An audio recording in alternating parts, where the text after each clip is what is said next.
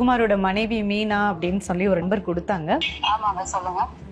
உங்களுக்கு தெரிஞ்சுதான் உங்க கணவர் அவர் சுகுமார் வந்து அமீனா கூட குடும்பம் நடத்தினாரா 3 வருஷம்? யார் சொன்னா இது எனக்கு தெரிஞ்சு குடும்பம் நடத்துனாங்கன்னு? எனக்கு தெரியாதுங்க.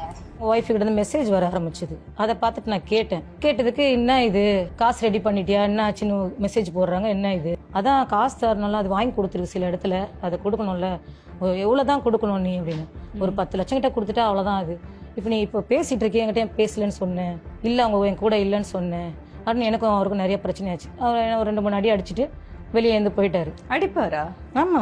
எதுக்கு உங்களை அடிப்பாரு? நான் கேட்டேன். அதான் நான் ஒரு கொஞ்சம் கத்தி பேசுவேன், ஏன்டா என்ன இப்படி ஏமாத்தினேன், ஏன்டா இப்படி பண்ணன்ற மாதிரி நான் கத்தி பேசுவேன். அவர் அடிப்பாரு, நான் புரிஞ்சுக்க மாட்டேறது பண்ண மாட்டேன், நான் அடிச்சுட்டு போயிடுவார் ஒரு பாட்டுன்னு. போயிட்டு அப்புறமா நான் வந்து அப்படி சமாதானம் பண்றது கொள்றது.